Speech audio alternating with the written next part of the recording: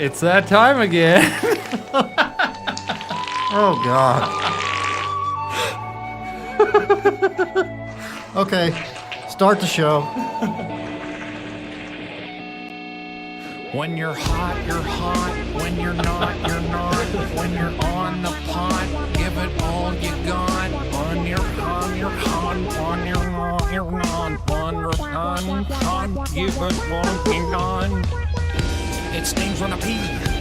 It burns on a poop when I push real hard. It never gets old. No, it never does.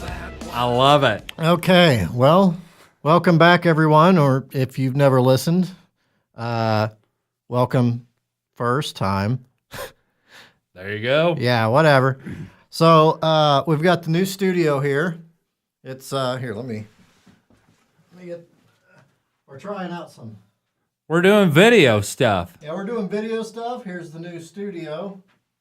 Give them the old tour. There we go. Foam on the walls and all. Yep. Isn't it glorious? Isn't she lovely? Kind of a wreck right now, but let's see. There we go. Pay no mind to the sawdust on the floor. Oh, That's just from dinner. it's all over my face still. Any given moment, I have sawdust all over my beard, just because that's a large part of my diet. It's keto friendly, you know. Is it really? Low carb. Low carb? I would imagine wood would have plenty of carbs. I think it has more just cellulose. It has more not good for your digestive tract. Pretty much. I guess I got to speak closer to this thing. There you go. So, New mics, new room, new computer, new everything. new video setup. Yep. Yeah, I think we're official now. Doesn't get more official than this. You kick it off with that, you're official.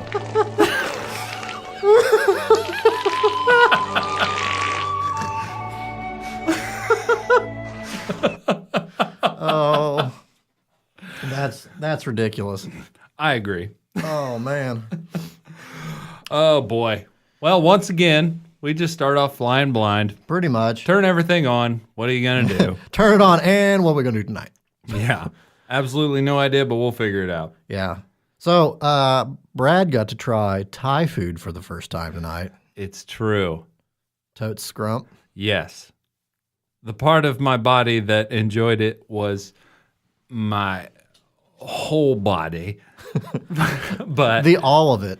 well, that may be a little presumptuous because I'm not sure how lower portions of my body will enjoy it. That's yet to be determined because it was, I was sweating by the end of that meal. Yeah, you did have some curry. Yeah. That will be fun later. Yes. Enjoyable to begin with, entertaining tomorrow.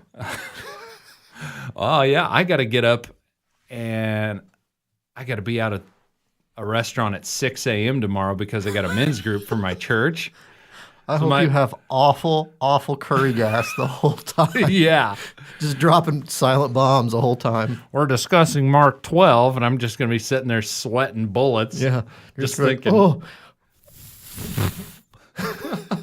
Guys, you're going to have to forgive me, but I need to recuse myself. They're going to be like, oh, we're reading Mark 12 today.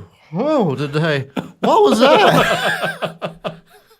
Somebody send their pants in here.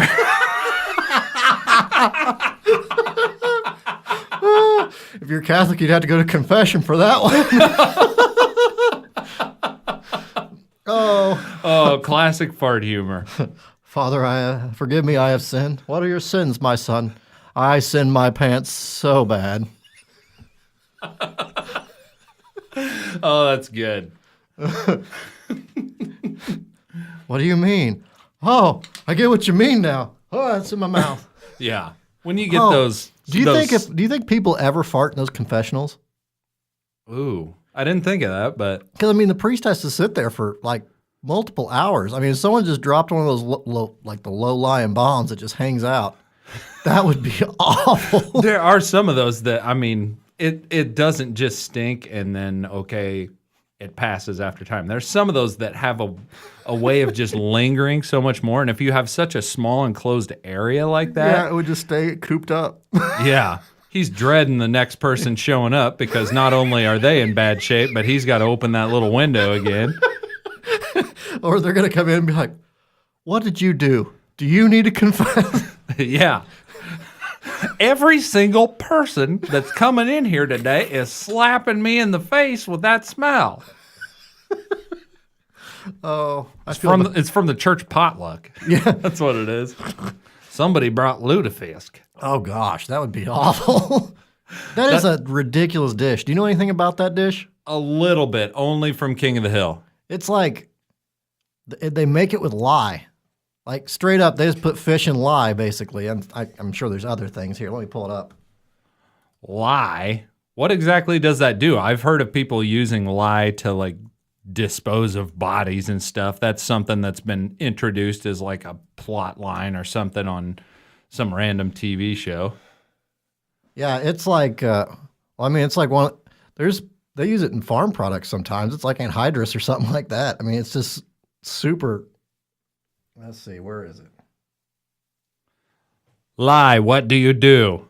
And why would anyone put it on food?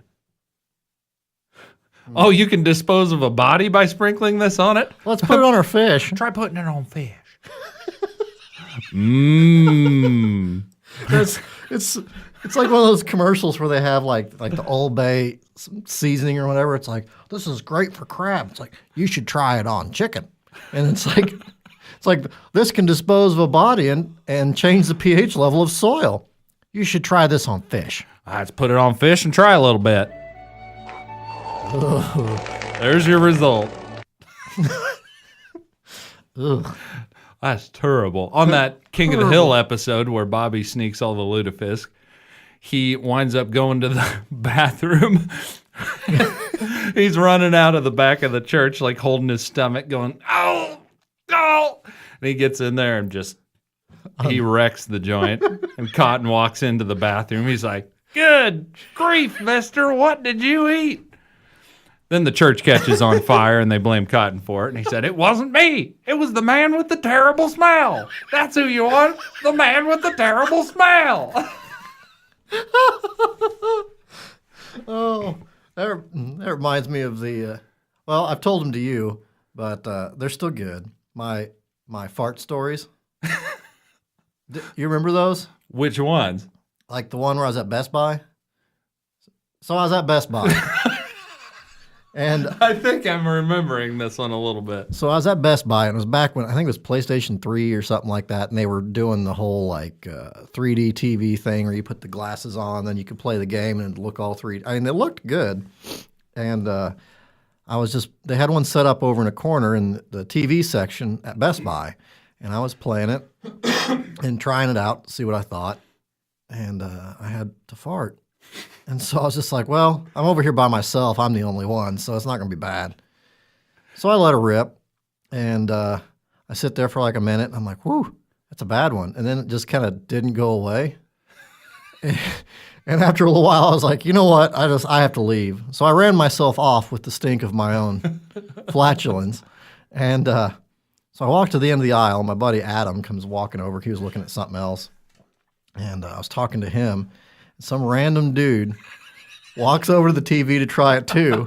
He stands there for about 5 seconds, then just stops, gets his face like, and then just goes, "Who did that?" You bug bombed the whole section. I was proud. You're shutting down Best Buy. There's nothing better than a good fart story, though. Oh, that's true. There's always some good ones out there. It seems like anytime you have to do it in public, you always check and make sure that you're in the clear. All right, there's nobody around. Well, I take it back. There's nobody around.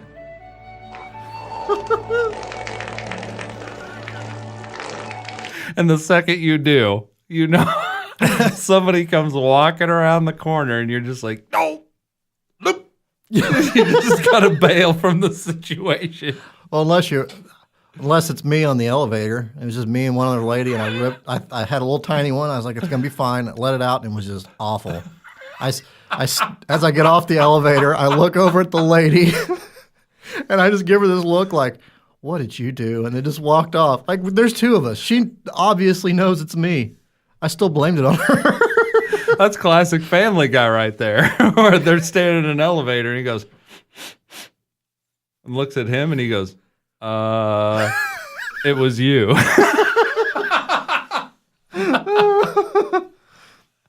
Well, it's funny because, like, on shows like that, some of those jokes come from real things. Like, you're telling me about, what's his name?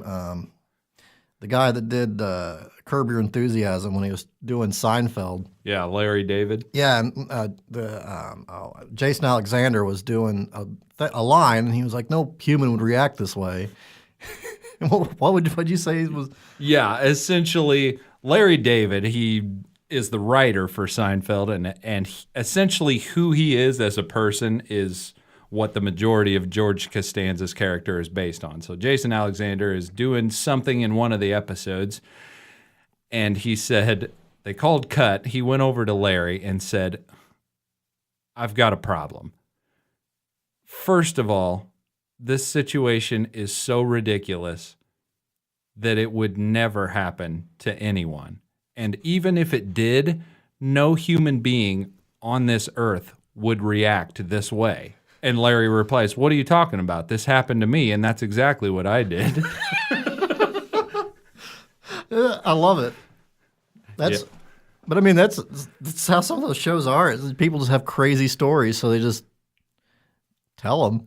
Yeah. And it's hilarious. That's all you really need for entertainment is a good story. And people that are ridiculous and just have such unique and odd perspectives like Larry David, they have some interesting stories because not everybody reacts the way they do. Not everybody gets themselves into situations like they do. He gets himself a real jam. Real jam. That's Larry David for you. Yeah, that's funny. Well, it's like that Best Buy fart story. You could definitely put that in a low-class sitcom, and it would get some jokes or get some laughs. Yeah. That bit would work. It's true. And it really happened. So I'm trying to remember what it was. Yeah, it was that Poop Talk documentary that we were discussing. Yeah. There's some of those comedians where they were talking about like yeah, how when they first started out stand-up comedy, in that world of stand-up comedy, it was a lot of like poop humor and stuff like that. yeah. And I'm trying to remember who it was. I think it was Nikki Glazer. She said like one of the first jokes she ever told was she was envious of guys because they can use the bathroom standing up. And she tried it one time and got poop all down her leg. She said that joke's like 10 years old and it still holds up.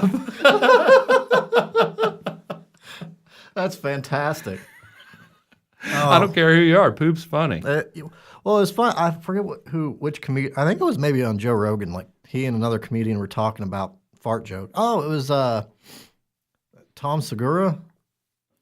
They were talking about fart jokes, and he was like, they were funny when you're a kid. They're still funny. He's like, people, a lot of comics look down on it because it's the easy joke, but it's easy because everyone laughs. Yeah. Easy or hard. Funny is funny. And What it is. We're boys. We appreciate yeah. it next level. Our kids appreciate it next level. Well, and I feel like maybe it's, I don't know if it's sexist or not, but I feel bad that women are kind of like discouraged from laughing at fart jokes. Like, dude tells something about a fart, all the guys, bah, funny. And a lot of times if a girl tells one, everyone's like, gross, girls fart. It's like, I don't know. I mean, as adults now, we're not that bad, but I mean, up until 25, that's probably about how it was for a lot of folk. Yeah, because I guess you don't want to view, well, I don't know. I guess when I was that age, I grew up just saying I refuse to acknowledge that women go poop at all. Yeah, pretty sure your thing dinged. Yeah, it doodalooed. That's funny. It was a reminder. That's real funny stuff. It was a reminder for my curry sulfur fart Bible study breakfast tomorrow. When you're talking about easy or hard, tomorrow is going to be hard. Let's see. When I go home, I need to eat a lot of cheese. So I can either balance it out or make it a lot worse. Just eat nothing but bread, so maybe it'll sop some out and push it. Oh, I don't know. My body may say, hey, curry's not a big deal. But No. I'm not counting on it. Go home and drink a gallon of milk. Do you know what milk does to me? Yes. Kind of not very good, Dad. Drink it right before you go. Oh, I'd have rotten belly. Because you'll already have kimchi going on down there. You might as well. If I want to work the timing out just right, it takes about 2.5 hours to work through my system. So realistically, I need to wake up like 3:30 in the morning and drink a gallon of milk then, so I can really bug bomb the dudes in the morning. Just go nuts. It's gonna be good. Oh, Them poor britches. I'm gonna start calling you Steamy Ray Vaughan. Stevie Ray Vaughan. Them poor britches. Them poor britches. Be some rednecks getting hauled out of your house later going, no, save them poor britches. No. Oh, that's bad. I good feel stuff. sorry for the whole game room situation down there if I get the curry toots. When you have them too, just like get up and just like start walking around and start doing like that Robert Tilton farting preacher thing and just be like, oh, my Lord, my Lord. Oh, the bakery of heaven. Cooking up something good for you, sister. I can. You know what? We were, speaking of preachers and stuff, we were talking about Pat Robertson earlier. Oh, yeah. And I was listening to a podcast where they played a clip of Pat Robertson where he was talking about in his senile old age, he's hit the point where he had convinced himself somehow that people could get AIDS from a towel.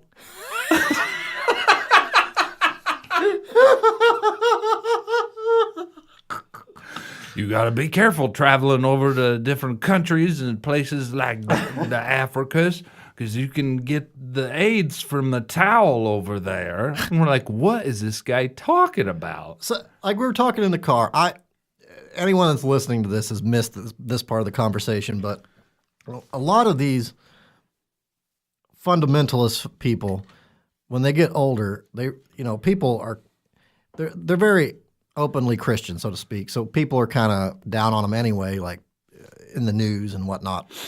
But then they start getting old, and old people get bonkers sometimes. And you have these guys with a platform who people already don't like going kind of bonkers. And then people are like, look at this guy discredit everything he's ever said because listen to what he's saying now. It's like, no, man, he thinks you can get AIDS from a towel. It's not because he thinks you can get AIDS from a towel. It's because he's old and he doesn't remember how things work. Yeah. He heard one point in time there was some kind of disease you could get through a towel. And He assumed it was AIDS. yeah, it's got to be the AIDS. I once took a bite of a hamburger that someone else took a bite of, and I had to get an AIDS test. Like, that's not how it works, Papaw. Yeah. Go back to your Westerns.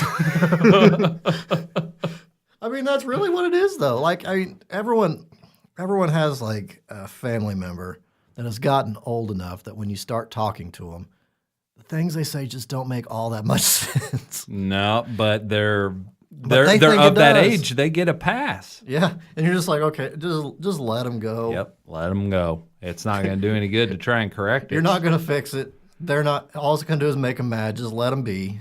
Yep, pretty much. Hey, do you think if we put the logos out like this, that we'll get sponsorship from Monster? Either that or get sued. Yeah, either way, it'll be interesting. Mine's a little new age, though. It's got some dead people on it. Uh-oh, that's new age. You're probably watching Harry Potter right after this, aren't you? Jesus wants you to watch McGee and Me. Oh, there you go. Harry Potter's the one with it's got all manners of dragons, and it's got the ring that they're all fighting over with the Gandalf guy. And then Darth Vader. Do you play that pocket monster game with the demons that you summon from your pocket? Pocket monster? You mean Tamagotchi? No, I heard a preacher. Actually, I think it was either you or your brother showed it to me, and it was that Landover Baptist place. Remember that website where it was like the guy that would just have these I don't know if it was a real guy or someone was just trolling everyone, but they were just the real off the wall ones. And he was talking about he saw his kid was playing this Pokemon game, and he watched him play it, and it was like, it's a game that has these pocket monsters, and they summon these demons out of their pockets. And he's like, I saw that game, and I pulled the car over right then, and I smashed it on the ground. He's like, there are devils infiltrating everything, teaching our kids how to summon demons out of their pockets. And it's like, what? Now that you use the term Landover Baptist, it's ringing a bell, but I can't may still remember. Be a website. I don't know. Was that like a Westboro Baptist kind of thing, or Yeah. was that like a? It was like Landover Baptist before Landover Baptist. Let's see. Well, I didn't know if it was a Westboro Baptist kind of thing where it was real, or if it was like The Onion, only Christian culture. It could be. Oh, it's absolutely crud. What Westboro? Oh wait. You're looking for Landover. Yeah. Landover. Landover. Land on over on the Chattahoochee. It gets hotter than. We got all manners of internet in here. That's totally a troll. It is The Onion. Christian Kids Corner. All the words starting with K. So you got the KKK there. This is, oh my gosh. Oh my gosh. Yeah. And there's an ad on this for who said the Mormons are the only ones with cool underwear. Landover Baptist abstinence thongs.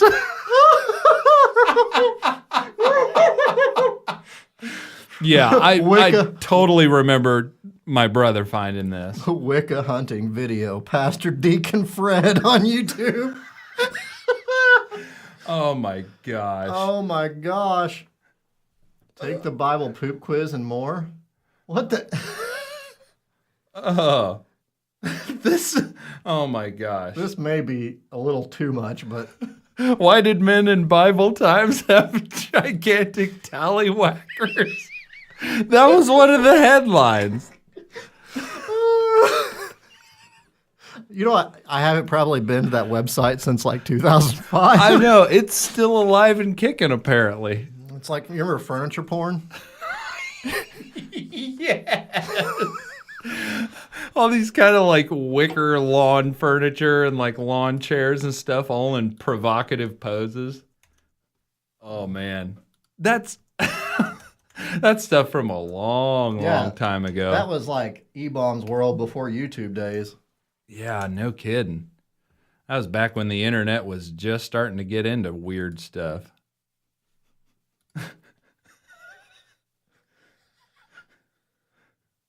Oh man, that chair is all tied up. The bondage seat.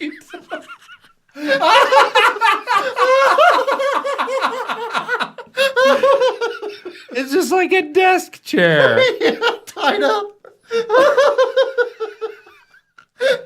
Oh gosh. Oh my gosh. And those, what do you call those chairs there that people like lay out and get sun in? Like the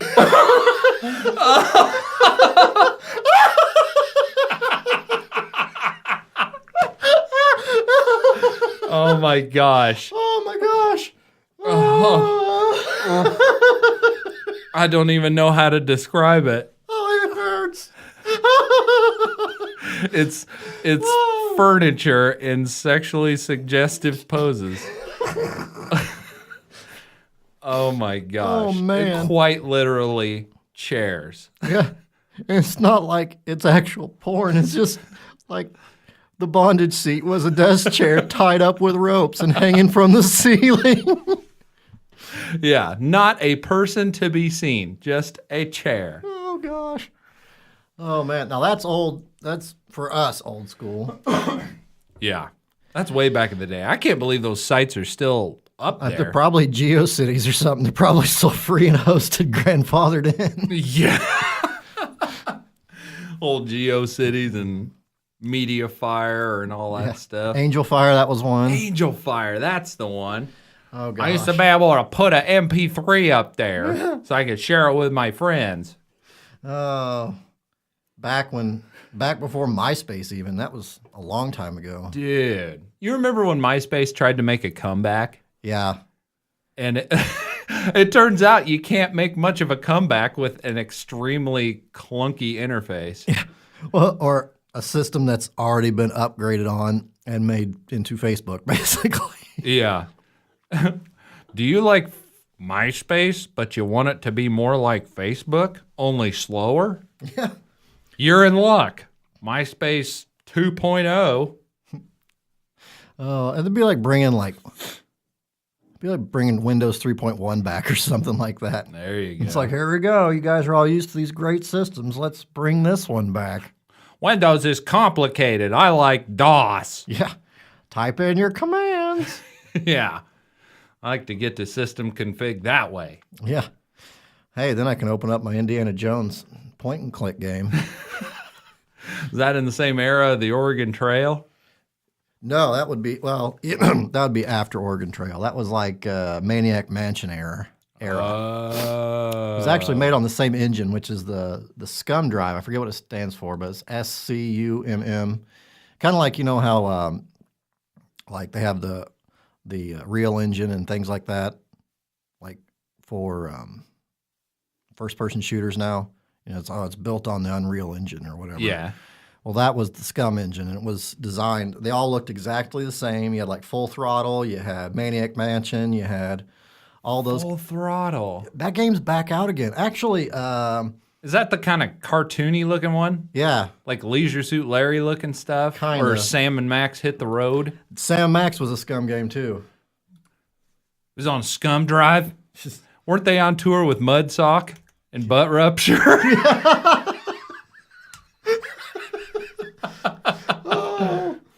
You can just skip over Scum Drive. You really want to see Mudsock. They put on a heck of a live show. Yeah. So There you go. Yeah, that old cartoony guy with the 5 o'clock shadow and the motorcycle. So you'll enjoy this because if I remember right, maybe it's not Full Throttle. I think it's Full Throttle. Apple's launching that thing where they have all the they're making like the Apple games or whatever. It's supposed to be like a console or whatever built into your Apple TV or whatever. Oh, that game's I think it's supposed to be on there free when it starts. Huh. So if you have Apple TV and you download that thing, you'll be able to play this game. Huh. I do have an Apple TV. So you could play this game, I think. I don't know. I just kind of read over it one day, so I don't know 100%, but Interesting. definitely worth a Google. You should Google it. It's worth a goggle there. I can give it a try.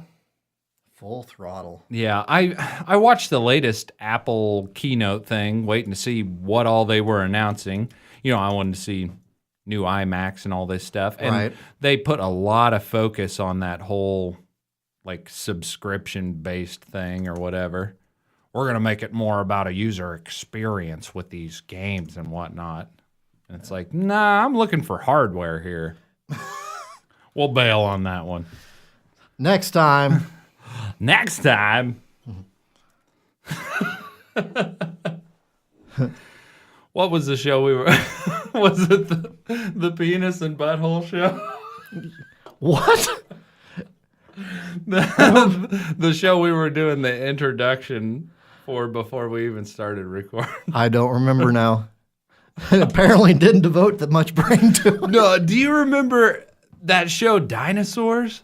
Oh, gosh. Not the mama. Not the mama. That show. Yeah. It was kind of like Roseanne, but with puppets. Yeah. And It was like just as crude, too, but it was like aimed at children. yeah, they had one episode. It was all about like the little baby started using foul language. Oh, I remember that. You remember that? And Yeah, it's because he stayed up too late watching all this corrupt late night TV. And Did you ever see the one where the like teenage boy in the Letterman jacket like went through puberty or whatever? uh-uh. And he got like spikes and stuff, and I thought it was always like that. I probably only saw like 2 or 3 episodes. Yeah, it was. I mean, we enjoyed it, but that's just because we liked it when the baby said, "Not the mama," and then beat the dad on the head. The dinosaur version of Carl Winslow. Yeah, pretty much. Yeah, the main one I remember is that one where the baby learned the bad language, and when they showed the shows that he learned it from, it was like these words that they made up that were like swear words to the dinosaurs, but it was it was smoo, SMOO, and then flark.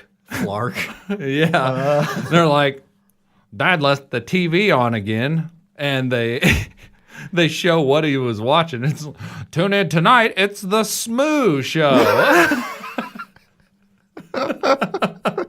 So they just named the show had the swear word in the name. Yeah, it's the Smoo Show, followed by the Flark Show or something. So that'd be like the F show. Yeah, that's like even at a younger age, it clicked with me where I was like, nobody put that word in the title. The censors had never passed that.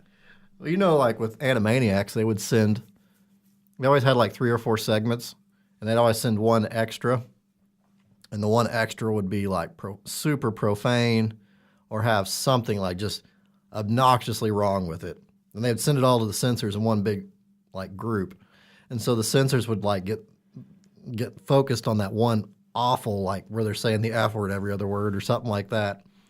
And so they'd see it and they'd get all freaked out and they'd send it back, like, you can't send that, cut it out. And then they'd cut it out and then everything else seemed kind of tame after that. And so that's how they got a lot of their just adult jokes through. That's smart thinking. Yeah. It's genius, really. Smart ways to weasel in the foul language. Our nation's lost her values. Our leaders All this bad language. I guess this is a good time to bring out the list. Oh my gosh. Yes. When you showed me that earlier, it's like, okay, that's like I told you, that is foreign territory to me. I know nothing about it. Okay, so yeah, if anyone here has been on Tinder ever, this is going to hit home. Especially, well, if any dude listening to this has been on Tinder, this will hit home because this is 100% true. So I made a list of what a single woman on Tinder in 2019, like a bullet point description of a generalization of what they are, like what you'll see on there. When you click on the next one, the likelihood of this showing up is high. So not everyone. Noted. There's probably plenty of good ones out there. So if anyone is offended by that, I mean, I'm not saying everyone, but You're offended? There's definitely I don't give a toot. pretty much. But yeah, you'll see a lot of these. First off, they're always a feminist, like very much like if they're the country feminist, it's always like, girls are princesses. Men treat them right, that sort of not kind of the princess chivalry version of one. And if they're not that, they're the angry man-hating ones. So Both feminists, but one of them is one's more of a classic feminist, and one's one that basically adheres to most feminist ideas. They're just also like the chivalry, and they try to make it like Jesus appropriate or something like that. Yeah, that's the thing that kind of bugs me about feminism is it's not about equality anymore. Like there's actual feminists who want equality, and I think that's fantastic. And then there's put it in quotes, the feminists who are extreme out there, and basically they want to prove that they're not equal, they're better. Right. And they do that by tearing down men, and that's just kind of obnoxious. It's what's funny about it is, so, you had women's suffrage, you had, the women's liberation in the 60s, and, like where they finally got to wear bikinis and they were allowed to, they were able to go to work more in something other than being a teacher or like a beautician or a nurse or something. Like they could actually go be a doctor instead of a nurse, which is a good thing. I mean, I'm not against any of that sort of a thing. And I don't think that you're going to find too many guys that are like, wow, a woman should be in their place. It's, most men, most everyone in the U.S. is going to think everyone should be equal. I mean, it's not like Nicole, you'd sit here and be like, well, Nicole's good, but I don't think she's as good as a man at being a human being, okay? Just the concept, it sounds absurd to me because people are people. Well, I'm going to say, it's absurd to anyone that was born after like 1964, basically. And anyone before, and most people before that, it was probably absurd. It's just, there's this idea that men want men to be in charge, kind of a thing. You know what I mean? Yeah. And it's not really true. I mean, if we have, when Hillary was running, that was a big thing, was, woman president. I don't have a problem with the woman president. That's fine. I mean, I don't really care I don't care about race. I don't care about gender. I don't care about what their belief systems are. If they're going to be good at the job, they're going to be good at the job. As far as I'm concerned, that's what they should be. I feel like it should be the same thing as getting a job as like an accountant. It doesn't matter what your how your genitalia is set up. Yeah. If you can balance books well and efficiently, the job is yours. Yeah, in that election, people tried to make it look like, oh, they wouldn't let Hillary be president because she's a woman. No, people didn't want her to be president because she's corrupt Because she's an and awful is going person. to, yeah. Like, She's a career politician, What's and funny career is- politicians are just swimming in corruption. It's what they do. you had the people that liked Bernie, and even they were like, I'm not voting for Hillary. There's a lot of Bernie people that voted for Trump or didn't vote because they would not vote for Hillary. Because it's not because of her gender. It's because of her. Yeah, that's it. It's really nothing gender related at all. If you're good at something, you're good at it. If you're bad at something, you're bad at it. Gender, irrelevant. Well, and that's something I was thinking about too, is like feminism, right? Feminist. And for our culture, it's got a good connotation typically. That's someone that's fighting for women's rights, making sure they're not being discriminated against. And a lot of people that identify with it are that way. But I was thinking about it. So misogyny is bad, right? Absolutely. So what would be the female equivalent of misogyny? What's it called? There's not really a name. And if you came up with one, it would be feminism. Yeah, it would be the extreme feminism. Right. And it's just kind of funny that one's okay, but misogyny isn't. Not that I'm saying misogyny is good, but neither's extreme feminism. Yeah, it's just typical social justice issues where there really is just kind of a double standard all over the place. It doesn't matter if you touch something that's 300 degrees positive hot or 300 degrees negative. You don't want to touch it. It's going to make your hand go owie. It's true. That's something that I've discussed a lot with Nicole on numerous different topics where it's all about balance with different things. Yeah. And you go one extreme or the other in just about any area in your life. And Conservative, liberal, feminism, misogyny, even people that are like too into church or hate it altogether. I mean, if you don't have a balance of everything, you play too many video games, watch too much TV, eat too much junk food. I personally think don't eat enough junk food is bad too, because sometimes you need to eat something that makes you happy. You'll have a broken spirit if you don't eat enough. I ate nothing but unflavored rice cakes. Rice and beans, beans and rice. I wish I was dead. Yeah. It's all well and good to have like a good strict diet, but man, sometimes like even when I'm going through my little phases where I'm eating keto and stuff like that, meat is good, but I'm either too lazy or too much of a cheapskate to where I don't want to do something too extreme. So I'll just make some burgers or something like that. But every now and then you just got to go out and get a steak and some veggies, and it still adheres to those guidelines, but you're at least spoiling yourself a little bit. I was going to say, the way I would say it is, even if you're on a diet, if it's your kid's birthday, eat a piece of cake. Yeah.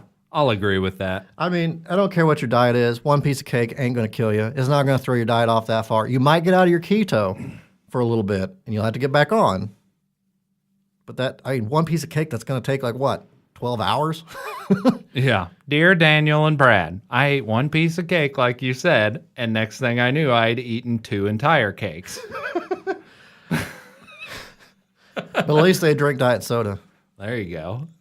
That's like that Kenny versus Spinny one. I'll have a number 4. I'll have a number 6 with extra pickles and mustard. I'll have a bacon double cheeseburger and a small Diet Cola. I'm on diet.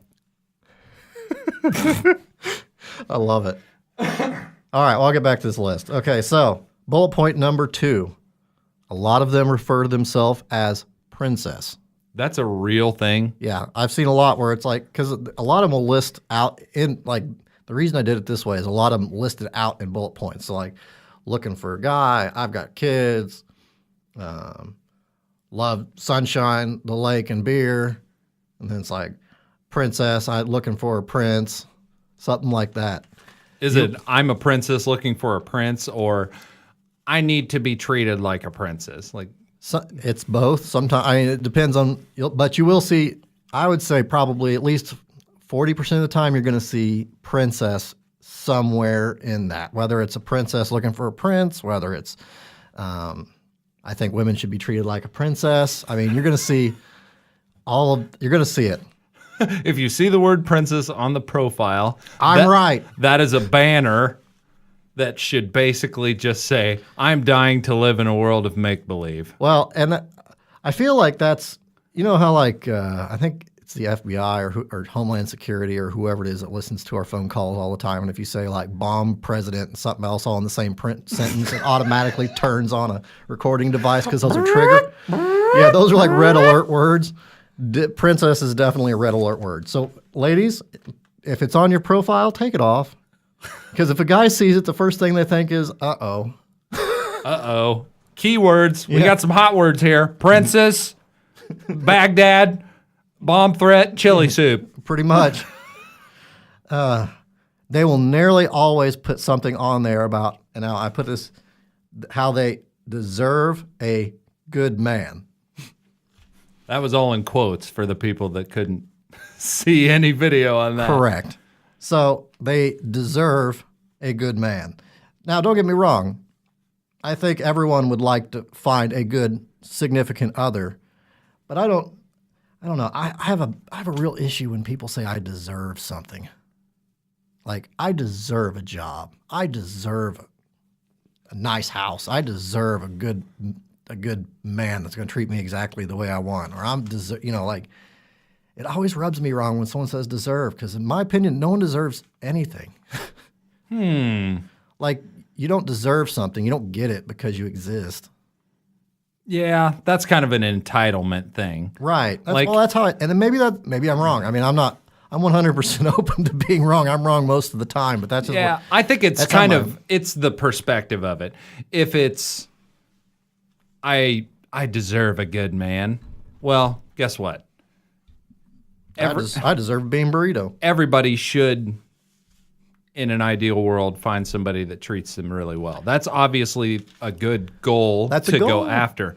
But if some people use that as a justification where it's okay, I could be a gigantic pile of trash and a complete dumpster fire, and I still deserve a good man. Right. Well, it's your actions have to kind of line up with that. You may deserve it, but you're not going to find it. Yes. The words, I deserve a good man, need to line up with your actions of deserving a good man. Now, also, mind you, I didn't write it in the title. I didn't specify beforehand. These are the bad ones. You're going to find some good ones in there, but these are the flat out the bad ones. When you see them, you want to take a picture and send them to your friends, because it's you read it and you're just oh my gosh. Well, tell me this. Okay, in percentages, good ones and bad ones. Oh, mostly bad ones. I think a lot of dating nowadays happens through Tinder and those kind of apps, because I just don't think people know how to talk to other human beings just start out. Like, I can't just walk up to you and be like, hey, I don't know your name. Let's be friends tonight. What's your name? And I don't mean like friends, like naked hug friends, but I mean like. But I mean, like, if you think about it, like if I was at like, if you were at like a bar sitting next to a guy and you're having a beer and he's having a beer and your guy's watching the same show on the TV, you might look over and be like, hey man, you know, something about what's on the TV. You say something about it and he'll be like, yeah. And then you can strike up a conversation. It's not hard. It takes a little effort though. I don't think people do that anymore with dating. Like you don't just strike up, like if a guy walks over to a lady and tries to start a conversation that way, a lot of females, I think, feel aggressed. Yeah, he's trying to assault me. It's like, no, he just doesn't know what he's doing. Just walk up and, hey, how's it going? Or buy him a drink. Hey, I bought you a drink. I want to talk to you. You know that's borderline rape, right? I know. I asked her what her name was, and I saw her reach in her purse for the rape whistle. Yeah. It's like, whoa, no. Personally, I think that's something that is an issue like a pretty big issue right now, culturally, is like everyone's afraid of everything and everyone. Like you don't trust someone, which, I mean, don't get me wrong, I don't trust a stranger, but I mean, everyone assumes everyone's out there trying to kill you, basically. Like it's not, and I mean, to an extent, you have to kind of be that way, but I mean, you can't just give up on life because you're afraid of everything, right? Yeah, that's true. I don't know. I may not be the right person to discuss that with because I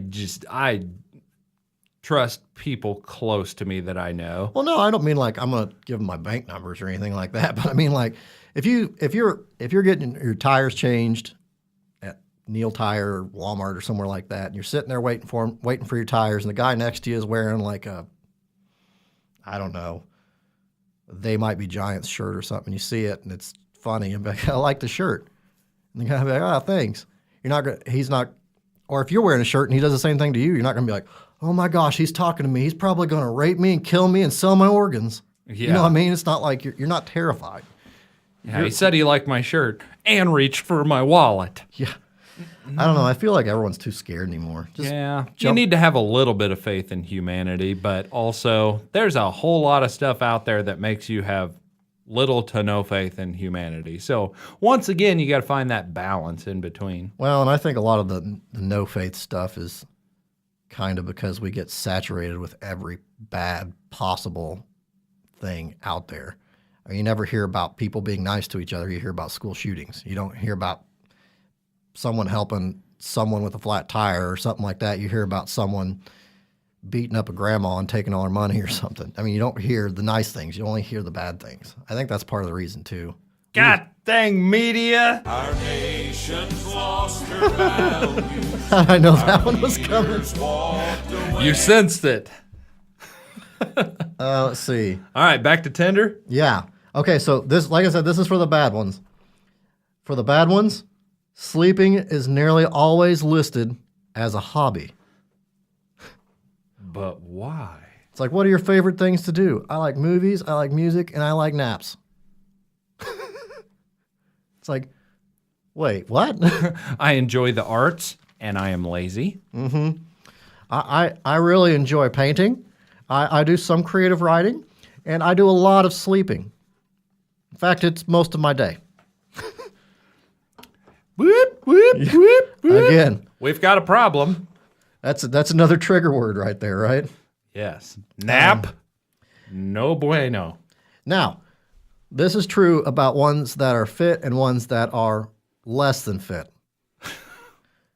Always into, quote unquote, air quotes here, health and fitness.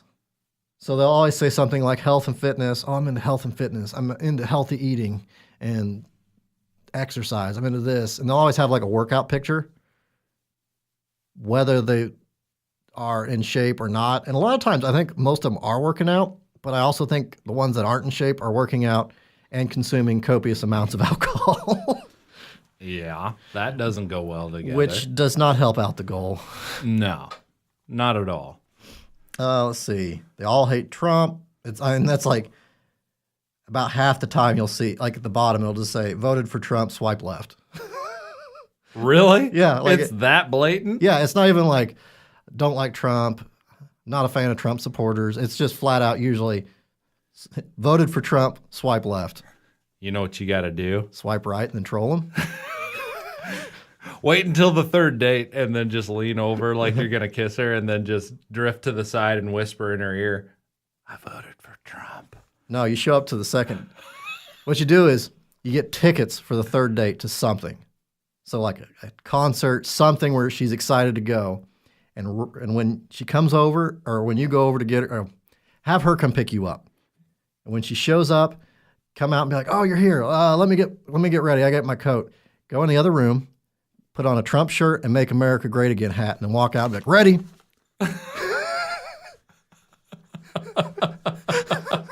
And the look in her eyes. Pretty much. And do that in slow motion as you walk out. Yeah, that's the slow-mo strut out wearing your Trump gear. And she just looks up and there you are. Strutting at her. Then all you hear is the Scooby-Doo like run noise, and then she's out the door in a cloud of dust. I know exactly what noise you're talking about. Okay, let's see what else we got. They're always a mom. The bad ones are. And I don't mean like a mom, like with kids. Are you saying moms are bad? I mean, they either have children, or they're a dog mom, or they have mom somewhere on their thing. And like, don't get me wrong, I'm okay with moms, but I'm not okay with dog moms. Like, they're not children. Was it on the comedian thing on Netflix where the guy was talking about he hates it when people bring animals Yeah, places. that was the guy from Letterkenny. Yeah, and he was like, they're not your children. He's Yeah. like, you raise children so that in 18 years they can leave your house. Basically, a dog, you're going to hold them hostage till they die.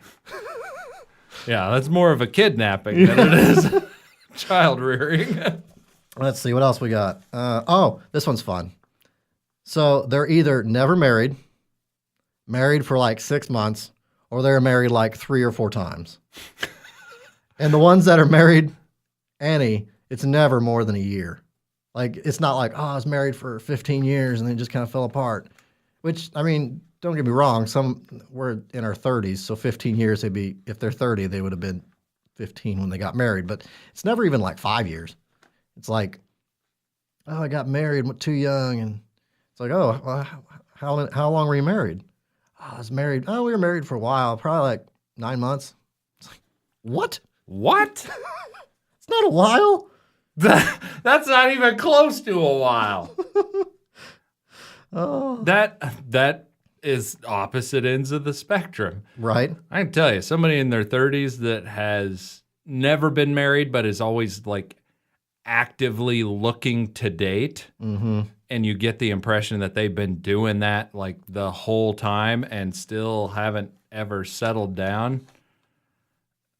There's usually something at play there. Well, that's why dating, and especially on Tinder, is just a minefield. There is too many that like either they never got married and they've been dating forever, and they have either outrageous expectations or they deserve something, or they're just nuts, or I mean, it's a minefield.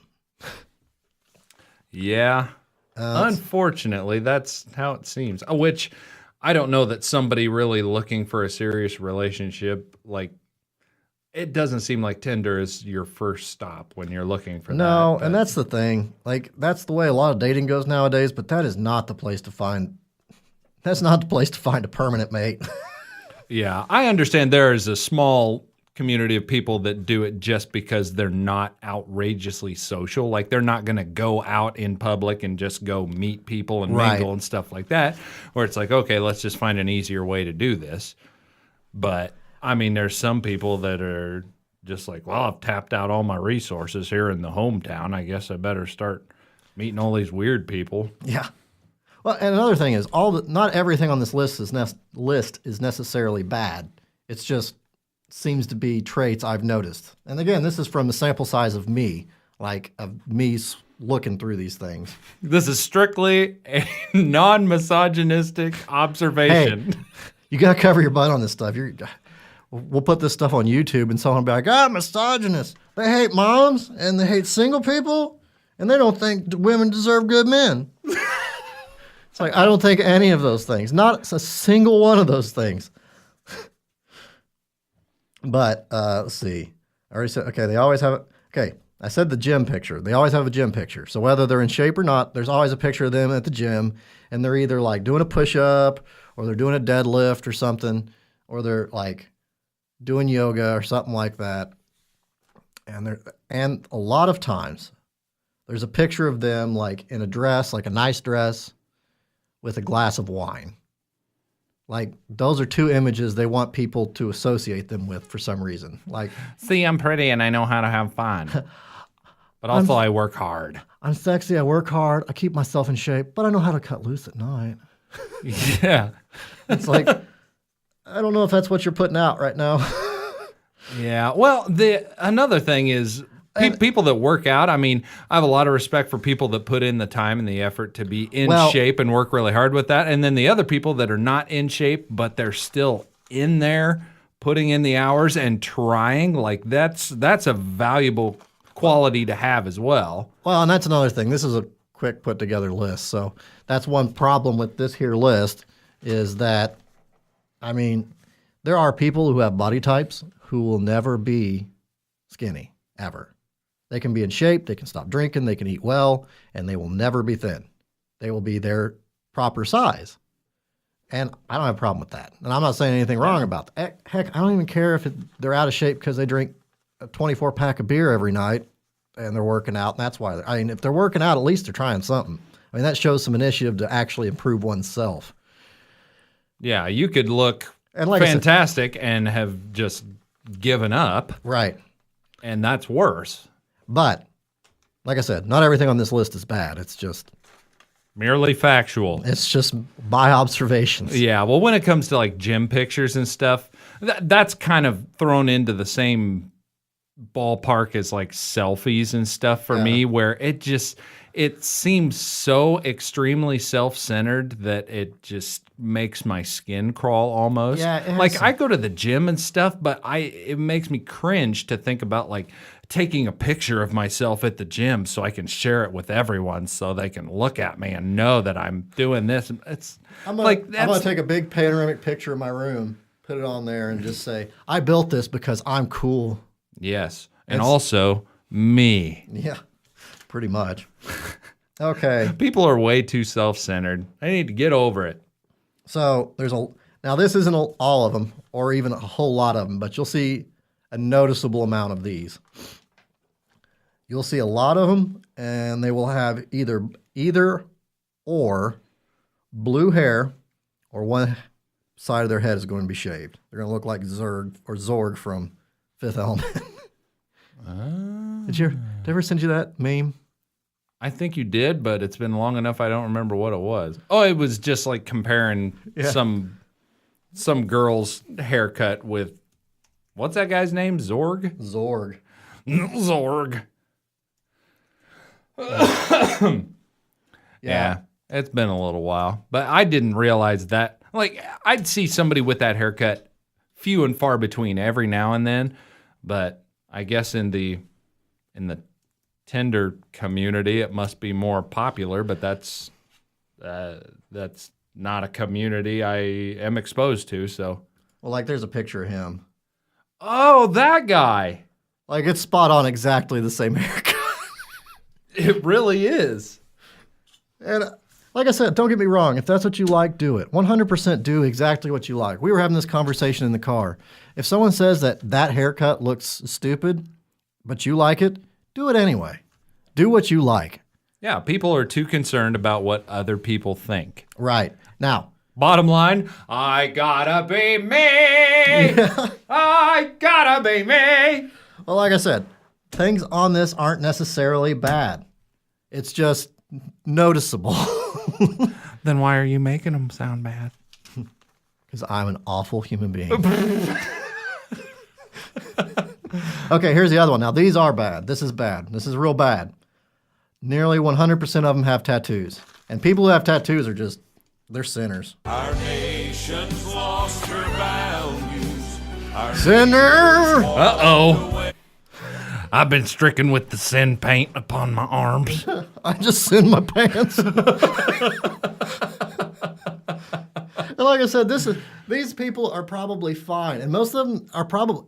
So I've been noticing, like I get down on people a lot. I've always have.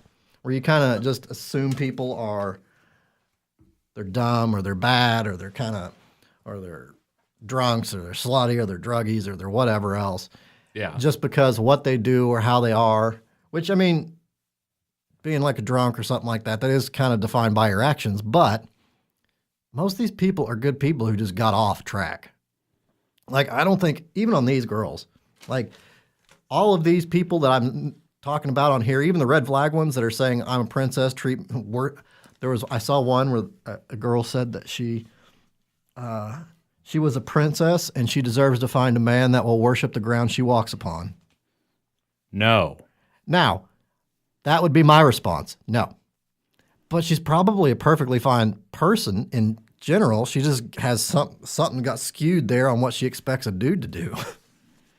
Yeah. Someone somewhere taught her that was okay, and when it's not, and that's just kind of... Yeah, the relationships people are exposed to, whether it be their parents or whether it be past relationships, that shape and mold their expectations for the future. Like if somebody gets completely screwed over in a past relationship, they're going to go into the next one being a bit of a pessimist, and that's just kind of the way it is. I mean, that's how people are. People's actions and their reactions are kind of molded by their history. So like what happens to you kind of programs how the future you is going to be. Yeah. Now you can intervene in that programming, but you have to actively think about it. And a lot of people don't even think about it. They just go and then doing what they're doing. You know what that makes me think of? The excuse and the response to someone getting called out on something or just being held accountable for something that bugs me to no end is when people say, well, that's just the way I am. Like they have no control over it. That was another one that bugs me. And it works for like the first maybe 20 years of your life. But after that, you need to be figuring things out. You're an adult. Figure it out. Figure it out. Freaking figure it out, man. Because when they say something like, they're doing bad things, it's like, well, I had a rough childhood. It's like, okay, you had a rough childhood. I get that. I did not. I don't know where you're coming from. But eventually you have to get over things. Even if it's like you lose a spouse or your dad dies when you're 10 or something like that. I mean, it's bad. It's awful. You don't ever get all the way over that stuff, but you got to figure out how to work around it at least. Yeah, you can't just remit yourself to saying, my life This is the reason my life is no longer working, is because I had this tragic thing that very few people can understand how it goes happen to me. And that's my cop-out, is that you don't have any clue how it is. But, I mean, don't get me wrong. People who have that stuff happen. Like, I understand. There's people who had, like they were raised by a single mom who had guys coming in and out of the house or was doing drugs all the time or something like that. No, I have no clue what that's like. I don't have any idea. I don't have any idea what it's like growing up in a project. I don't have any idea. I don't know. I mean, I grew up middle class in the middle of a freaking cornfield, a town of 5,000 people, where nearly all of us were white, and everyone went to church. I mean, I don't have other cultures around me very much, or I didn't. I didn't have a lot of, you don't have like friends that are Buddhists, or you don't have friends that are, so you don't even get exposure to religions or even other cultures. You don't have friends that are from other countries or anything. You have friends that might be from other counties. Yeah. They're way different down there in Christian County. I was going to say, I mean, I'm kind of like exotic because I'm from Arkansas originally. Whoa. But like I said, I don't get that stuff. Like, I don't get it. And I know saying this sort of thing makes it sound like we're talking, just figure it out. But you got to. I mean, it's your life. Do you want your life to crash and burn, or do you want to figure it out? Yeah, it's not really that you're being cold about it. The thing is you can't let what happens to you define you. You can't just use something as an excuse and say, well, now I can do anything I want. I can be stupid and I've got something to blame it on. Yeah, go ahead, rob a bank and say you had a mom that did way too much cocaine when you were a kid. You know what's going to happen? You're still going to go to jail. Still gonna go to jail. You're still going to get naked hugs from Bubba. Don't mess with me. My mom did too much cocaine. It's not my fault. And he's just going to be like, yeah. It's going to be like, my mom sold meth. Leave me alone. I had a bad childhood. He'll be like, me too, baby. He'll say, you know what? Man, I don't give a toot. That's jail speak. Yeah.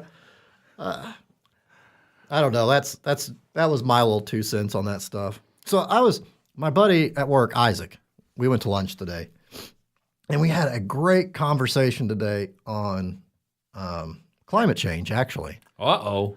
I was listening to one of those Joe Rogans. So lately at work, I've been listening to Joe Rogan while I'm doing work.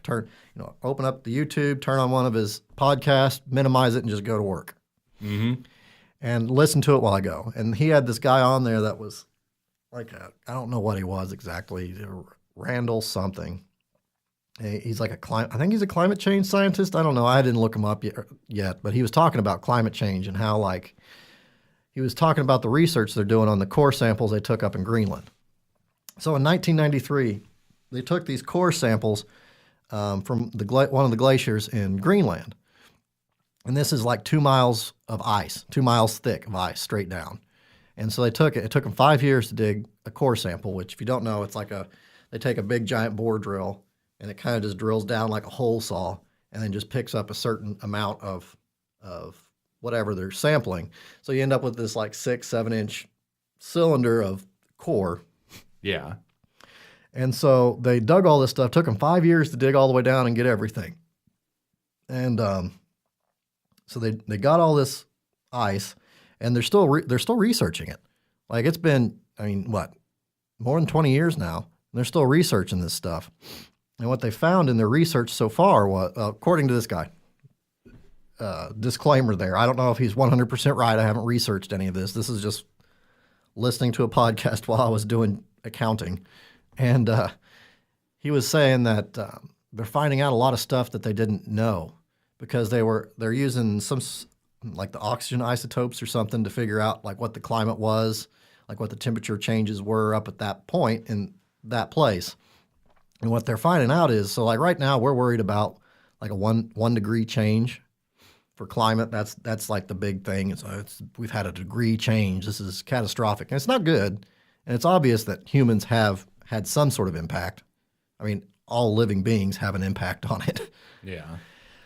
But what they were finding out was for the past like 15,000 years, it's only been going back and forth about 5 degrees. And so like that's the most stable it's ever been in the history of the earth, according to this. And so like, if you go back, like at 15,000, it went off by like 200 degrees or something. I forget. It wasn't 200 degrees, but it's this, like he had this graph and you see it like, because the middle of the line's 0 and it would be like -5, +5, -5, +5. And it was just, just little teeny like millimeter moves. And then it'd get like an inch. They actually had a graph for that though? Look at this graph.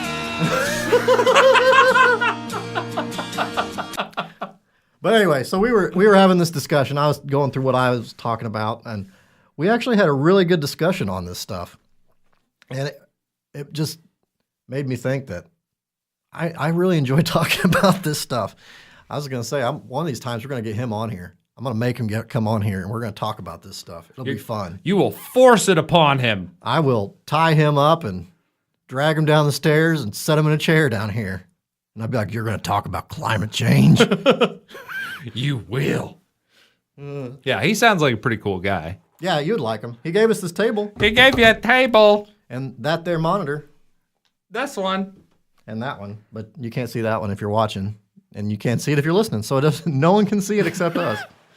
But It is that one though. It's right there. I mean, I can see it. I think I can see it right now. I don't know if we're convincing or not. Uh-oh, a third monitor just showed up in the corner of the room. They're everywhere. Oh, it's the magic of podcast. Pretty much. You can just say, uh-oh, Michael Jordan just walked in the room and offered me a medium rare steak. Hey, Shaq. I don't know about that. Shaq. No, not Shaq. Michael Jordan's the least in the state. Yeah. They had Michael Jordan's steakhouse up in Chicago. Did they? Yeah. Did you eat there? No. Oh, I bet it's expensive. I bet it is expensive too. I I bet every time they bring the steak out, they just slam dunk it. dunk it down right in front of you. They jump from like 4 feet back and Yeah. Tongue sticking out and just slam your plate down. just busted everywhere and juice everywhere. Oh, it's on my shirt. Yeah, they have a little rim with a net over the top of your plate, so you literally have to reach down inside of the hoop to eat the food at all. So why is the rim like over your stuff? What? You said they put a little rim so they could slam dunk it. No, it's over the plate. Oh. Thought maybe they're slam dunking the meat on your meat. It's not like a belt buckle that's got a basketball hoop Come on on, it. throw me a stick, guy. I am your backboard. Dunk upon me. It's a Larry Bird one. They're throwing 3-pointers. Larry Bird could shoot a mean three-pointer. What about John Stockton? Did you ever see that Futurama where they wanted Larry Bird to be on there and he didn't want to? So like they called him, and I guess the studio or whoever called him and asked him to be on the show, and so they put him on there anyway. And he left a message on their answering machine, and he's like, "This is Larry Bird. I do not want to be involved in any way in this project." And so like. Whenever the character would come out, they would just play the clip that they left on the answering machine. That's pretty good. And no, I have not seen that. Oh, gosh. You'll have to see that one. It's fantastic. Sounds amusing. Oh, my gosh. I've laughed so hard I got a headache. Ooh, owie. All right, well, you want to take a little break here? Break time. Uh-oh. Okay. After these messages. You're going to do that every time. I'll aren't be you? right back. Boom, boom. Okay, everybody. Hey, everybody, we're back. Hi, everybody, we're back. Oh, so short break. We got us some new beverages. I have a tall, cool glass of water. I have a glass of Decatur water.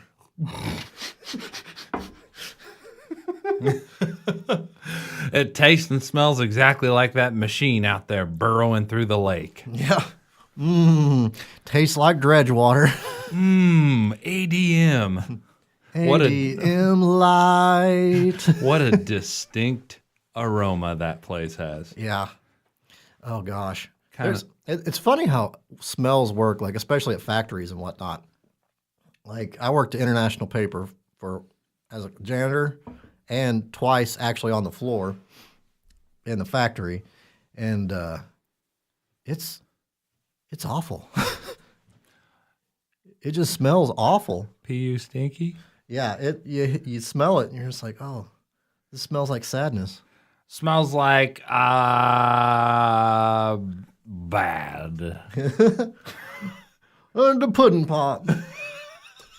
Can you still use Cosby lines, or is that like, I don't know. does that mean you're pro rape or something? I don't know.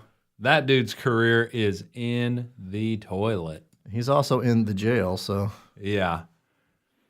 And he was like walking out of court, and I remember somebody on a podcast talking about like a video of him walking out of court, and he was doing like some hamming it up little dance and stuff.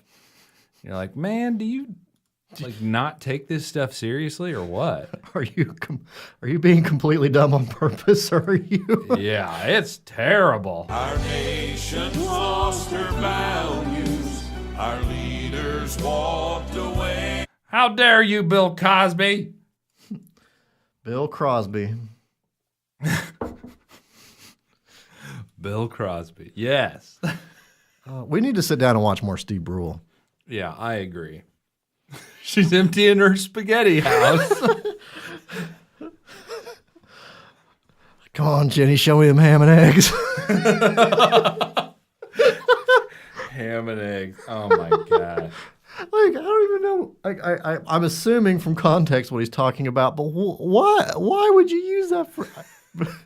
I mean, I know why he's using that phrase comedy-wise. It's hilarious, but why would anyone in their right mind say that? Heck if I know, man. Oh, I better not let the Baptists see me. Uh-oh. FBCA. Hey, if you're a Baptist, turn it off now. Turn off the YouTubes this instant. Shame, my friend. And now that I've pointed out, turn off the audio too, because I'm drinking a beer. Uh-oh. So, all right, we got into our heavy discussions. Yep. So And I'm going to lighten it up. you go, fart. No. Well,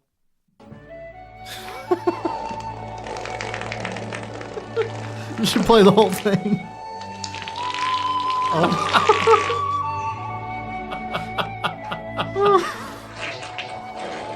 oh. There's the pudding. Sniff that one, baby. Smell that one, baby. Was it on here or what? Yeah, it was on the last point where I said it sounds like someone sat in pudding. Yes. Oh, Yes, that's all I could picture after you said that. That's what I said I was going to bring up. One of my skills is saying things exceptionally awkwardly, like sitting and pudding. Like it's usually very exactly what like you hear it, and the first thing that pops in your head is exactly what I mean to pop in your head. It's just a real awkward way to say it. Yeah.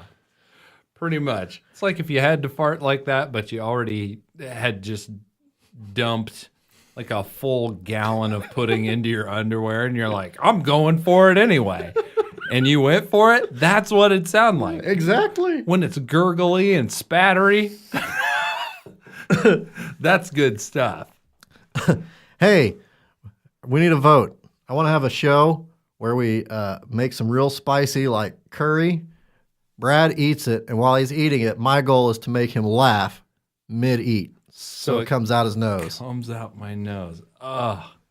It sounds awful. I do have an idea for something food related that I want to do in the future, and I've bounced this off of you and off of Nicole, and the kids have been grossed out by it as well. But it occurred to me this week that it would be entertaining and fascinating to take good food that becomes bad when it is presented at the incorrect temperature.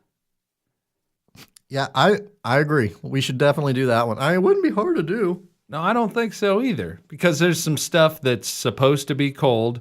You serve it hot, it's going to be bad. Yeah. But then there's stuff that's supposed to be hot. You serve it cold. Oh, kind of not very good, Dad. The first example that came to me is we were talking about chili soup. And imagine eating a bowl of chili that is cold, straight out of the refrigerator cold, and all of a sudden it's going to seem more like cat food than it is chili. So at some point we're going to organize all of this stuff, and we're going to I'm going to write a note. do it. And I had another realization this week that I wanted to bounce off of you. The fact that basically the amount of people on this planet that can do good and fairly accurate impressions Yeah. is very small. And the two that I remember discussing when we were younger, like groups of friends and I, is that nobody seems to be able to do a good Harry Carey impression, except maybe Will Ferrell. Harry Carey. Yeah, I was going to say, go for it. Give me a Harry Carey right now. I didn't listen to enough of them to know. Mine's all based off of a Will Ferrell one. I know mine is too, but still. Hi! Hi, Harry Carey. You know what? I should pull up a Harry Carey video so we can hear what he sounds like. There you go. Hi! Wash it down with a towel, cool Budweiser. Yeah. Like, Did you ever hear Bill Murray talk about being, because Bill Murray got to actually do a Cubs game with Harry Carey, and he was talking about doing it. And I guess like he always kept a cooler full of Budweiser under his desk while he's doing the game, and he would drink them, and he'd go through like 6 to 8 of them every game. And so like by the end, the reason it sounded that way is because he was drunk. oh, Harry. Here's one. That's kind of like Rogan's podcast. Every now and then, Yeah. if he's got the wrong guests on there, you get to the end and it's a completely different It's a show than total it was when cluster. it started. Here's one for you. Piping hot cranberry juice. Would that be gross? I feel like some sort of juice would be gross hot. Yeah, that'd be pretty gross. I don't know. I was going to say apple juice, but that would just be like a hot cider or something. That's actually not bad. Yeah, I actually like hot cider. But Who the knows? the other one, chili, was an obvious one for me. That'd be gross when it's cold. But another one that kind of struck me was a bean burrito of some sort. Oh, cold bean burrito? That would be awful. Ew. Like, I'm excited to just eat this stuff and just express our disappointment through these microphones. So we'll get like a Taco Bell burrito. I'll stick it in my fridge for the whole day, and then that night we'll eat. Yeah, you get, We only need one because we're just gonna cut that thing in half. I ain't eating the whole thing. no. Get one, leave it out on your counter for like 2 days, and then put it in the fridge for like 6 hours before we eat it, so that it's had time for that tortilla to harden a little bit. Oh, that's awful. And then the innards are cold. But yeah, they have like a 7-layer burrito or something like that. I don't know what all the layers are, but I know there's like, I mean, if you want to go gross, we could just get nachos and leave them out for all day. oh, soggy nachos. That's like one of the most saddest realizations when you have nachos. You're like, oh, I still have nachos. You take a bite and you're like, oh no, they're old though. Oh, bum bum ba-dum. Yeah, pretty much. Okay, here's one. So, no, it's not one, but What does that mean? no, here's my idea. Anyone listening to this, tell us what you think would be a gross one. Let's see if we can get 5 or 6 of them on here. There you go. Because I'm sure someone will come up with better ones than we can. Yeah, we get to the point to where we have more people listening.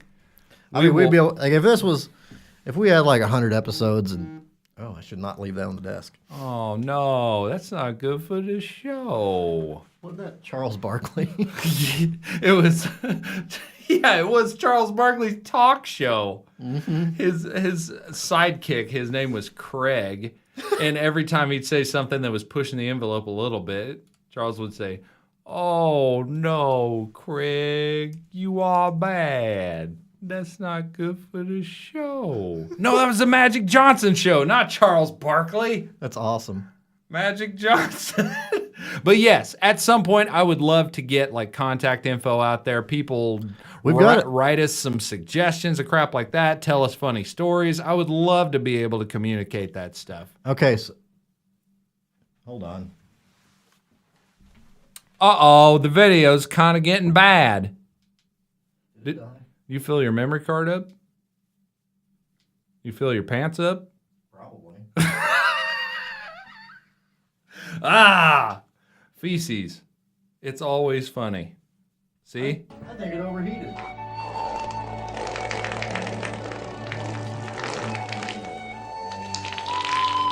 A different camera for this. Oh, yeah. Wasn't designed for that? I think it just wasn't designed for that long. So I mean, I'm gonna put the video together so we can see it, but Nah. at least go to the break, maybe. There you go. You can at least put a clip up there or something. Yeah, we'll just say the first half or something. Because if we get it to work and it looks good, because the whole thing with this was I was just kind of playing around with it to see if I could even get something that'd be worth watching. But if we get it to where it looks good, I'll put that first half on there. There you go. Because you got a YouTube channel. Yeah. So that's the other thing. So anyone listening, we do have YouTube. We've got a Facebook page. I haven't gotten it published public yet. As soon as we get Mr. Caleb West is working on our art for our pages and whatnot. So as soon as he gets that on there, I will make all of this stuff public for everyone to go and see. Which, thank you, Caleb, for doing this. This is by no means rushing you. Yeah, thanks, buddy. We appreciate it. We very much appreciate that you're doing this for us. But once we get everything up, I will get everything posted. We have a Twitter. We do? We have a Twitter. We have a Facebook. We have a YouTube. We're going to have a webpage. And we have an email address. There you go. So we have plenty of ways to get a hold of us. I just got to put it so people can find it. Yeah.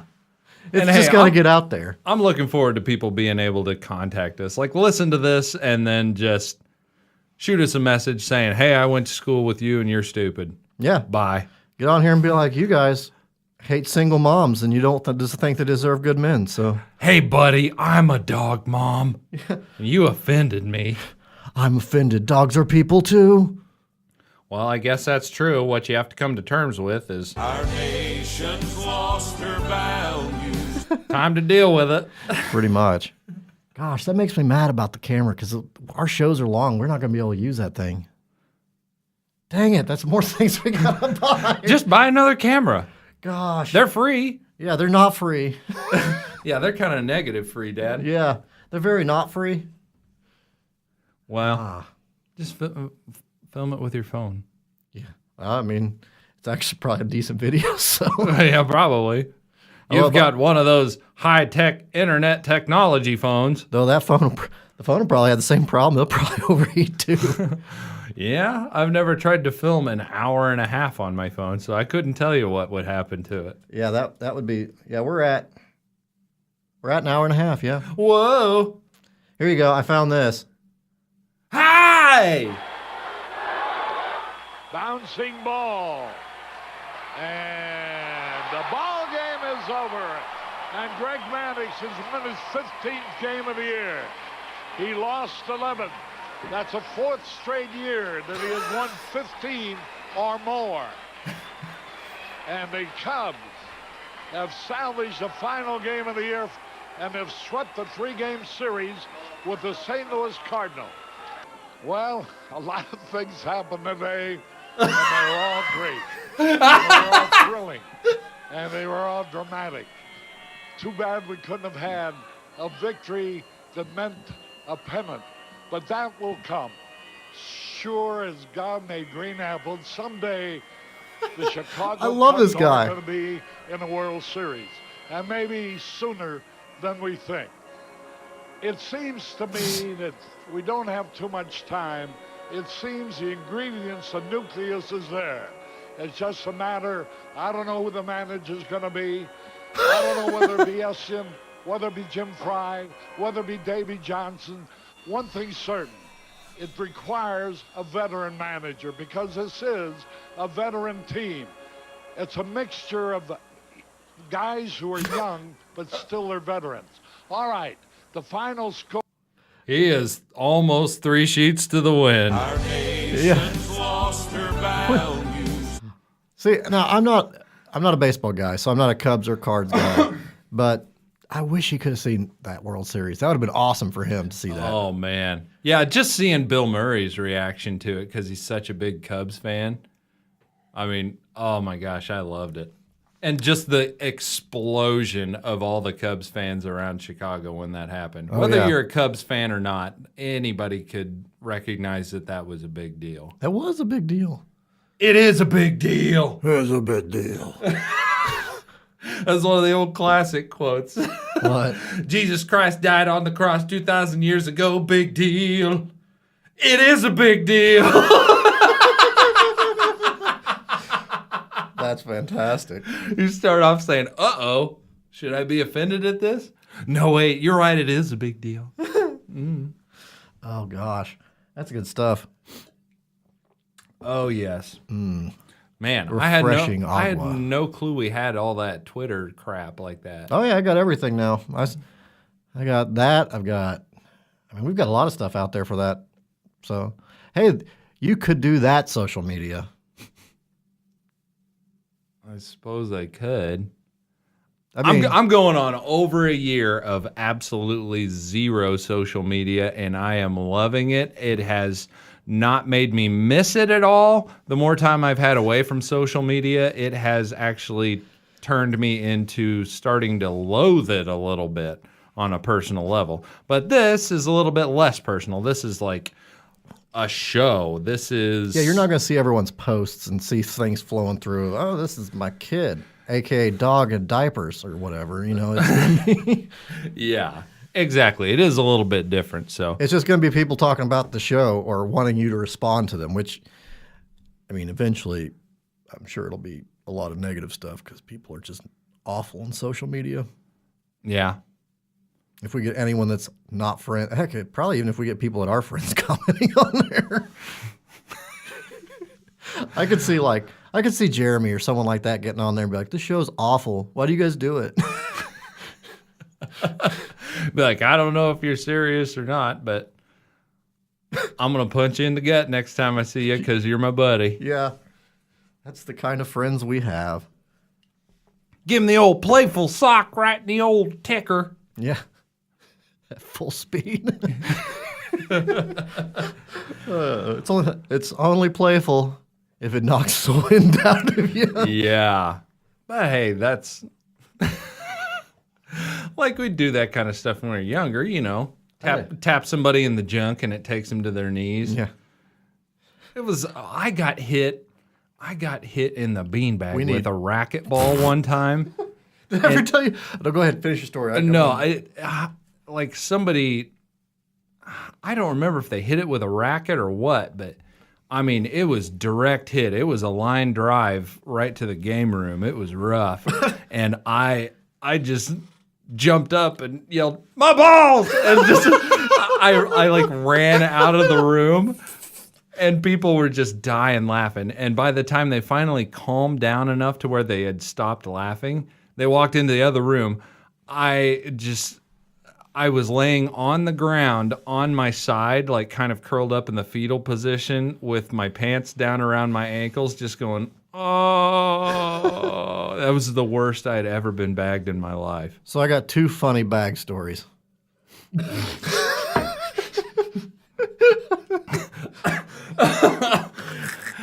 Had that been curry, it would have come out of my nose. And it would See, have been that's terrible. the goal. Oh, it would have been stingy. You probably would have felt that for a week. I would have had boo-boo nose. Yeah. Okay, so I got two. The first one, it happened to a dog. So it was in high school. We were playing something out in the field, flag football or something. We had a ball. We were out there in that field next to the high school. And this big old basset hound, like full-size basset hound, comes running over. He'd gotten out of someone's yard, but he wasn't fixed. So everything was like hanging out the back there. And it was, I mean, they were huge. I mean, they were like probably golf ball size. And this is, I mean, you had a basset hound at one point. Oh, yeah. You know the size of them. So like something that's that big, that's big. I mean, it's big for them. And so he's wandering around just having a great time. No, it was kickball. We were playing kickball. And so he walked over to someone that was sitting on the ground, was wagging his tail, wanting to get pet. And someone kicked the ball and went wild, just screaming across the field and hit him square in the nuts. Like, Oh, poor guy. and I've never seen an animal react this way. But it hit him. He didn't make any noise. He just kind of laid down and then just started going,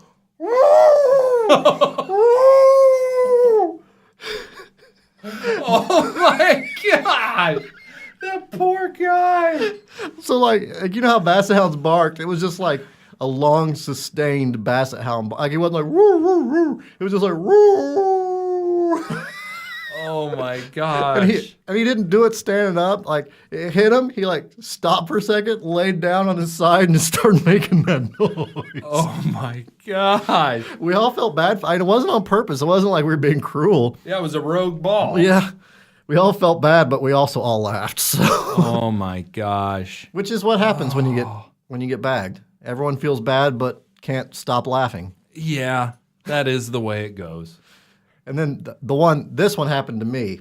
And I think I've told you this, and if we ever can talk to Kylie Daniels or Charlie or Mitchell, They can all confirm it because they were there. So it was my birthday. And used to on my birthday, they always had like yard sales around Shelbyville. It was like the yard sale day for Shelbyville. I don't know why it always fell on my birthday, but it always did. And so we went around to the yard sales just because they came over, they're spending the night. I was like 16, so it's not like we were like little, but they're gonna come over, play video games all night, just have a good time, kind of like what we do at your house and on was it Thursdays or Wednesdays or whatever it was, but just do it all night, wake up the next day, eat, and then do whatever. Yeah. And so we decided that day we're just gonna drive around and go to yard sales because they were just everywhere and just look through all people's junk stuff. Like there's one house that I don't know where they got their stuff, but they had like pegboards. Like it looked like they had taken a Dollar General that was going out of business and bought all their shelving and put it out in the front yard, and they had all this stuff like in packages that was like obviously like came from some store that went out of business. Like it was all old, but it was still in like original packaging. So they had it hung up on the pegboard so you could go buy it. But we went to Miss Lukowski's yard sale, and she had an old computer chair she was getting rid of. And this is the kind that has like the cloth seat and the cloth back. Yeah. But the back was broken off. Like it wasn't there anymore. And it was one with like the 5 wheels. Yes. But one of the wheels, and they're just like the black plastic casters with the metal stick. Well, one of the wheels it was gone. Just the metal stick was left. So it was this 4-wheeled, broken old computer chair. She was giving it away, and we're just like, yeah, we'll take it. And so we take it. And for anyone listening to this that's not from the Shelbyville area, we have a big dam that was put up to make our lake. And so you got this, I don't know how tall is that hill. I mean, it's pretty big. It's 60 big feet enough tall. that it is a real trip to sled down. Yeah, I mean, it's a big, steep hill. I mean, it's probably like a 45-degree angle or something like that. And it's a good like 60 yards down that hill. And so at least 60 yards. It may be longer than that. Football field's 100, so it may be a football field length. Yeah, it probably is. Anyway, so we take this chair up to the top of this hill, and we decide we're going to go down the hill on the chair. So Charlie gets on it, and he's being silly, and it's just the seat part. So he like Superman's down, so he puts the chair on his stomach and then like puts his arms out and his legs out, goes down the hill, and it hits, and he like rolls down the hill, and he kind of makes it, bigger than it should be, just being Charlie. Oh, yeah. Just hamming it up, and we're like, oh, that's funny. And they're like, Daniel, you go next. I was like, okay. And so being me, my kind of dry humor for this was, I'm going to sit in it like it's a regular chair and just go down the hill. And so I do. And I'm sitting there, and I get about halfway down. I'm holding on to the bottom of the chair, keep my feet up, so, it's just straight wheels. And I'm hauling down this hill, and I'm like, this is going good. And then the wheels turn. Like the whole bottom like spins and then puts that metal point as the front wheel, and all the weight goes onto that metal spike. So it digs in and the chair flips. And I flip with the chair, okay? And so I flip over the chair flips over me, and then one of the remaining casters smacks me square in the nuts. It's like hard enough it shatters the wheel. The 2 like wheelie parts blow out the side. The cover part on the top like breaks in half. And then I just kind of roll limply down the rest of the hill. And I'm sitting there, my stomach hurts. I'm like, oh, it's hard to breathe, that feeling. I'm like, oh my gosh, this is awful. I look up at the top of the hill, and Charlie is like bent in half laughing. Mitchell's sitting on the guardrail laughing, and Kylie is laying on his back, just like not breathing, laughing hard. Oh my gosh. Hit hard enough to break the wheels off of that Break the ABS plastic off. Oh, owie. I mean, it didn't affect anything. I have 3 kids, so. There was no permanent damage. So that makes it funny. Yeah, exactly. Oh, no one was seriously injured? All right, it's funny. Now I can laugh. Yes. Man, we had some shenanigans. Like, we went down that hill on the dam in a tractor tire inner tube. Oh, gosh, that has to be awful. Well, we stacked like 6 people on there. Were you just going like sliding down it, or were you rolling in it? Oh, no, we were sliding on it. We didn't roll. That would be insanity. That would be instant puke. Oh my gosh, that'd be bad. I did see Charlie roll down the hill one time and puke. But But that was because he ate an entire bag of chow mein noodles and drank a whole can of applesauce. And then proceeded to roll down the hill. And then Only puked Charlie. everywhere. I'm not even surprised out of him. I hope Charlie's listening to this at some point. I hope he finds it someday. I will straight send it to him if I have Yes, to. do it. But yeah, we went down on that tractor tire inner tube. There was like 5 or 6 of us on there. And I had a buddy who was on the backside, and he's the guy that always managed to get hurt every time. And he was sitting on top of the back of the inner tube and wrapped his arms and legs around each side. So it was just like he was laying on top of a body pillow, and he was like pinching it between his arms and legs. We started going down. The inside arm and leg got down and made contact with the ground and got sucked underneath the tire. So he stayed holding onto the tube, but because his arm and leg got caught in it, it took him from the top of the inner tube and sucked him down to where he was half under it. So it was just grinding him against the ground for the entire trip down. And he's the guy that always managed to get hurt. It was the same thing when we were screwing around in shopping carts out in the parking lot in front of like a Dollar General. Yeah.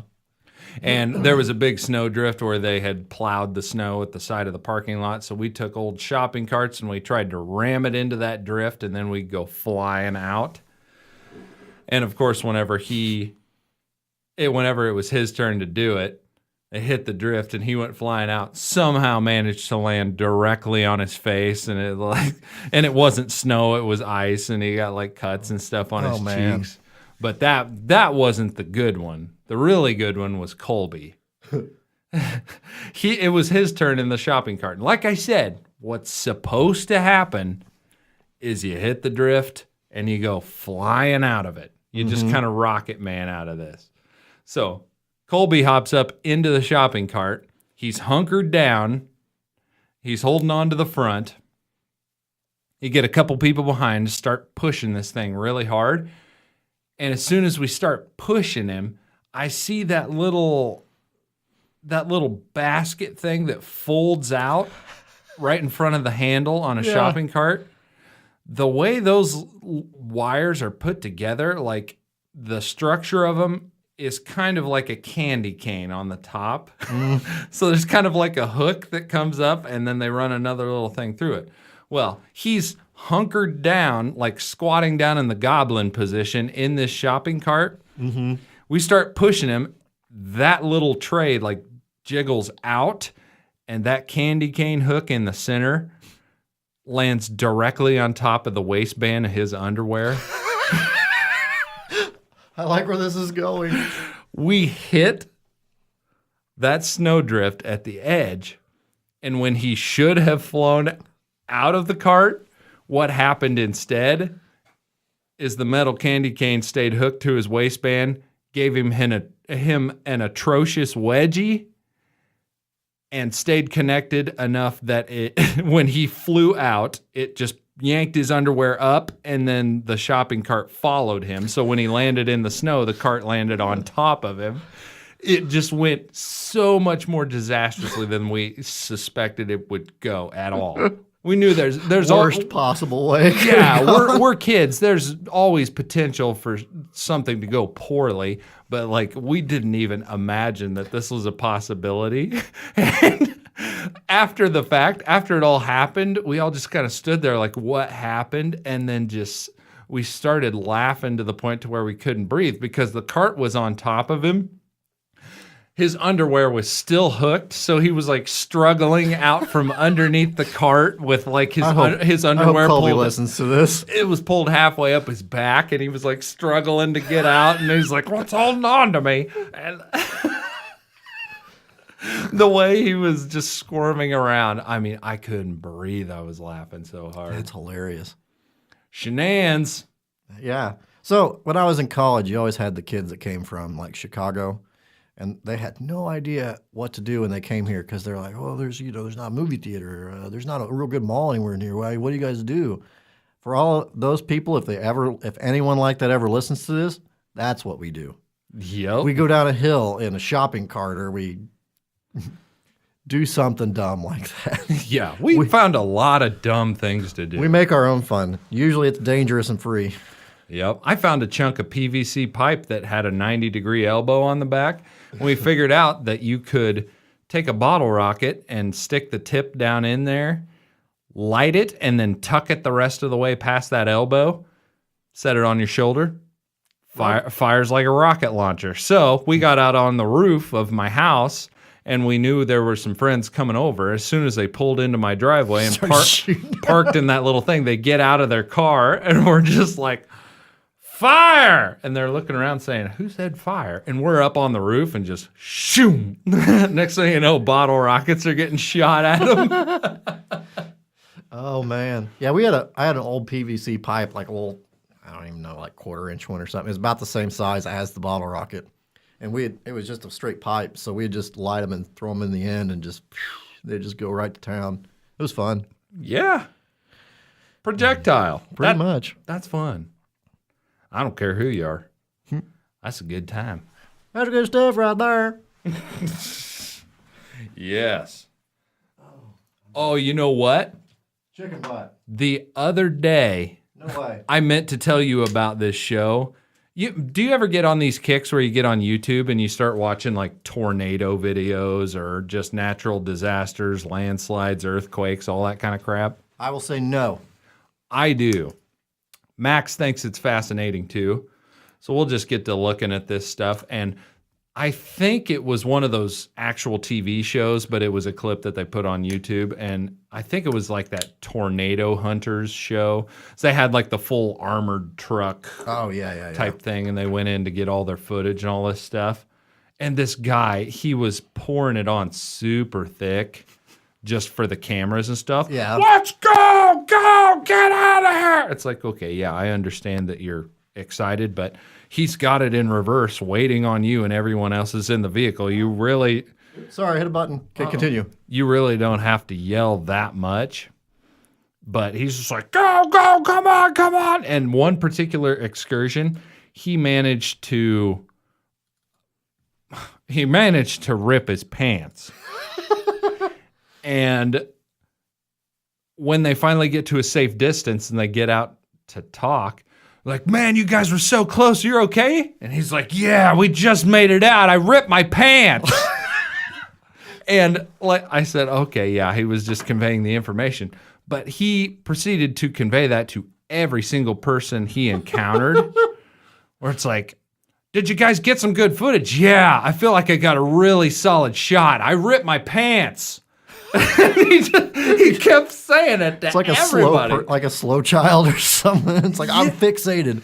Exactly. And I turned to Max. I was like, hey, you need to get your pajamas on because it's almost bedtime. I ripped my pants. And just everything I said, I followed it up with I ripped my pants for a good chunk of the remainder of the evening. So the next time I see him, should I follow up everything I say with, and I rip my pants? I ripped my pants. You got to say it like you're exclaiming it. I got some really good footage. I ripped my pants. Kick my shoes off in a fit of joy. Yes. And ripped my pants. Like, dude just kept saying it. It was killing me. Did you ever hear that Dane Cook? Yes, I did. Where he's like, I didn't get hit by a car. I kicked my shoes off in a fit of joy. When you see my shoes. Yeah, because the guy got hit by a car and hit hard enough that his shoes flew off. That's not a good place to be. That was good stuff. Yeah, that was pretty funny. Yeah. Man, I am liking recording in here. Me too. This is a cozy little studio. It feels good. I like all of your foam, oceans white with. From the mountains to the prairies to the oceans. Foam! I always omit white with and just to the oceans. Pause. Foam. Look at this graph. Yes. I love altering the lyrics to songs. A perfect example to that would be Guns N' Roses, Welcome to the Jungle. That would come on the radio when I was working with my buddy Neil, and we'd sing, Welcome to the Jungle. We got fun and games. We got fun. We got games. We got fun and games. Fun and fun and fun and fun and games. Games. We just... I do that often enough with my children that I'm astounded that they know how to sing any songs correctly at all. It's roller coaster time. We're going down the hill.